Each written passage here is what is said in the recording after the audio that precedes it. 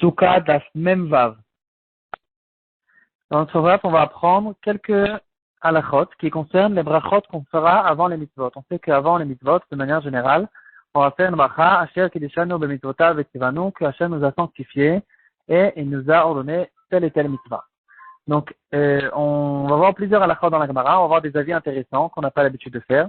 Par exemple, l'avis de Rabbi Yehuda, qui dira que quand on fera plusieurs mitzvot, alors, non, pas Rabbi Yehuda, au contraire, Rabbanan, qui diront que quand on a plusieurs mitzvot qui se présentent devant nous, on dira Asher Kiddushanu b'mitzvotav v'tzivanu à la mitzvot. On sait qu'on ne fait pas comme ça, on fait une mitzvah pour chacun. Il y aura quand même quelques différences depuis le moment où les brachot ont été instaurés par les Anshei Knesset Agdola, c'est-à-dire au début du deuxième Beit Hamikdash. Et on va voir quelques halachot. Et par la suite, on va essayer de donner une très très belle explication qui nous fera de l'ordre dans la tête en ce qui concerne la halacha, de faire plusieurs fois par jour la bracha. Par exemple, on va voir après, il y a certaines mitzvot, on va faire plusieurs fois par jour quand on va faire plusieurs fois la mitzvah. Et on va faire à chaque fois une bracha, et d'autres mitzvot, on verra qu'on ne peut pas faire plus qu'une bracha par jour, et on va essayer de donner une explication. Alors, déjà, premièrement, on voit une halakha claire dans le Shulchan Aruch, et dans la Gemara déjà, dans le Shulchan Aruch, ça se trouve, Sivan Tav Resh PamerBet et Ifalef, on remarque qu'on fait la bracha de Asher Kiddushanu, même sur des mitzvot qui sont que des mitzvot des Rabbanan. La Gemara, elle va expliquer parce que Hashem nous a ordonné d'écouter les Chachamim, donc on peut facilement dire que Hashem nous a ordonné de faire telle et telle mitzvah, comme on connaît par exemple le Lulav, le deuxième jour de Sukkot, à partir du deuxième jour, c'est qu'un des Rabbanan. Aussi on connaît cette bracha quand on va lire la Megillah, c'est des Rabbanan, bien sûr, Hanouka aussi. C'est des choses que les Chachamim nous ont instaurées et quand même on fait la bracha de Asher Kiddushanu. Par contre, il faut faire attention que quand c'est considéré que comme un minag, une habitude que le Klal Israël a pris, même si c'est devenu une halakha claire dans le Shulchan Aruch et tout le monde le fait, on ne peut pas ne pas le faire. Quand même, comme ça reste sous forme de minag et pas sous forme de mitzvah, alors on ne pourra pas faire la bracha. Ça, c'est une halakha qu'on retrouve à propos de la harava, la chavatat harava qu'on fera au Shana Rabbah, puisque ça n'a pas été instauré en tant que mitzvah, ça a été que un minag. On le fera, bien sûr, on ne peut pas ne pas le faire, mais par contre, la bracha ne peut pas la faire, comme on dit, chavit, vela barich. Aussi, le halel. Alors, il faut distinguer entre plusieurs sortes de halel. Il y a le halel qu'on fera pendant les chagim, le halel Hashalem. Quand on ne saute aucun paragraphe, alors là, on sait qu'on fait la bracha. Par contre, le halel qu'on fait Rosh Chodesh, on va sauter 2 paragraphes. Dans ce halel, on ne fait pas de bracha. Et dans la Gemara, déjà, on va voir, ce spot, il va nous le ramener, qu'il y avait un des Amoraïm qui est arrivé dans une autre communauté et il a vu que cette communauté faisait le halel pendant Rosh Chodesh. Alors, il n'en revenait pas. Donc, on voit que déjà du temps des Amoraïm, encore du temps des Amoraïm, il y avait beaucoup de gens qui ne faisaient pas du tout le Hallel pendant Rosh Chodesh. Et lui, il était étonné de voir une communauté qui faisait Hallel et il s'est dit quoi, ils font une bracha là-dessus, etc. Jusqu'à qu'il a remarqué qu'ils sautaient les paragraphes. Et là, il s'est dit, d'accord, c'est apparemment un minag, une habitude qu'ils ont pris. Donc aujourd'hui, tout le monde fait le Hallel. Par contre, en ce qui concerne la bracha, c'est pas clair. Il y a ici là-dessus le marloquet dans les poskim. On sait que les Sfarad ne font pas de bracha. Dans certaines communautés, il n'y aura que le Chazan qui va faire la bracha et il va rendre quitte tout le monde. Dans d'autres, même ça, on ne va pas faire. Et chez les Ashkenazim, on fait quand même une bracha. Tosfot chez nous, dans Daf Mem Gimel Amudbet, je pense, il va ramener là-dessus une machloket entre Rabbeinu Tam et les d'autres Rishonim. Il y aura un Tosfot là-dessus dans Brachot aussi. Est-ce que sur certains minagim, on fera quand même la bracha ou pas? Mais en tout cas, c'est resté jusqu'à aujourd'hui le marloquet.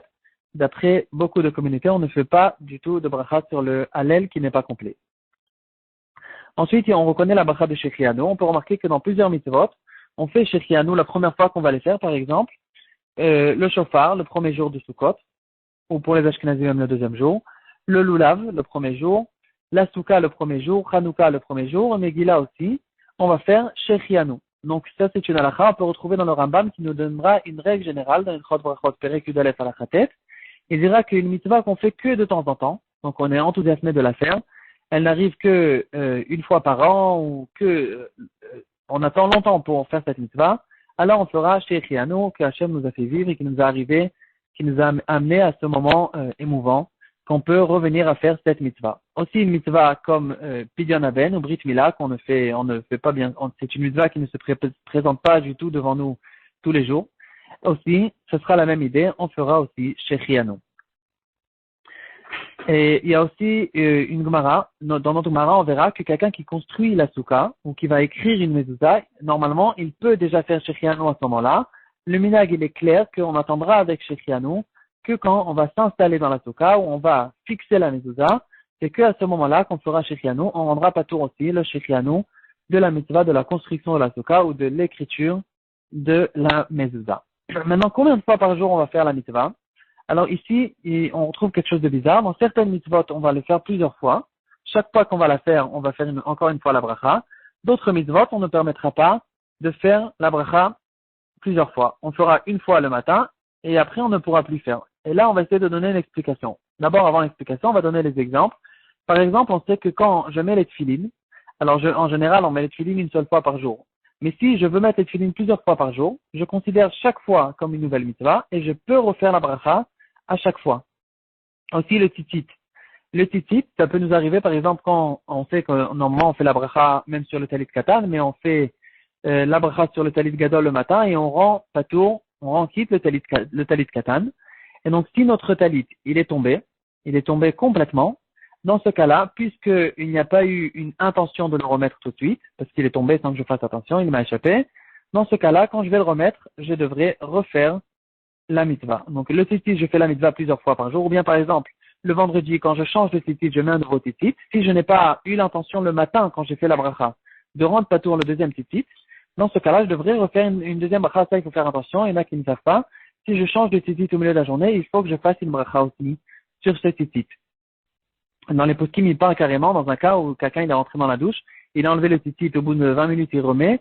Est-ce qu'on refait la bracha ou pas? Bon, le minag, il est de ne pas refaire, mais on voit quand même qu'il faut faire attention de ne pas avoir un essai à Khadat en ce qui concerne le titit.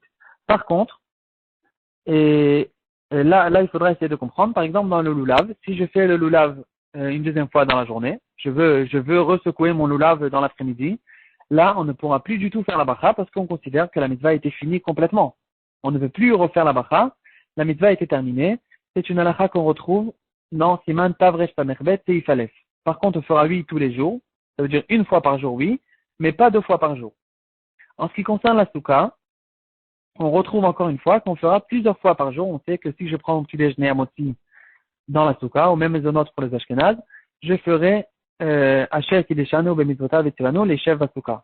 Et ensuite, je suis sorti de la souka, j'ai tourné, j'ai travaillé, etc. Je suis revenu, je mange mon repas du soir ou mon repas de midi.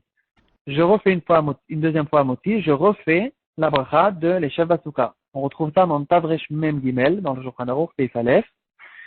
Et on va essayer de comprendre pourquoi dans certaines mitzvot, on dit qu'on a fini, et dans d'autres mitzvot, on dit qu'on n'a pas fini. On va donner une explication, peut-être qu'il y en a d'autres. Il faut faire une grande différence entre, il y a des mitzvot d'action, des mitzvot d'état, on va les appeler comme ça. Comme on sait, il y a des verbes d'action et des verbes d'état. Quand la mitzvah c'est une action, j'ai une action à faire, j'ai un acte que je suis censé faire. Dans ce cas-là, alors dès que j'ai fini cet acte, la mitzvah n'existe plus. Ça y est, je suis quitte de la mitzvah, je ne peux plus même la réparer dans un cas où c'est que Bediavad, ça sert à rien d'essayer de refaire. Et plus que ça, si j'essaye de faire une deuxième fois la mitzvah, c'est fini. Ça y est, j'ai été quitte de cette mitzvah, c'est fini, la mitzvah est terminée, je ne peux plus la refaire. Par contre, d'autres mitzvot, c'est des mitzvot d'état. C'est-à-dire, ce que Hachem il est intéressé de moi, c'est que je sois dans tel et tel état. Maintenant, ça peut être, c'est vrai, dans un certain moment, une certaine durée, ou quelques jours. Mais c'est ce qui est intéressé, ce que la Torah est intéressée de moi, c'est un état, d'être dans un certain état. Et donc, tant que le moment de la mitzvah n'est pas fini, la Torah est encore intéressée que le juif y soit dans tel et tel état. Donc, dans chaque mitzvah, en fait, il faut essayer d'approfondir, de comprendre dans le fond de la mitzvah, est-ce que ce que la Torah est intéressée de moi, c'est une action, sec, ou bien c'est tout un état, toute une ambiance. Et avec ça, en fait, on peut expliquer tout ça.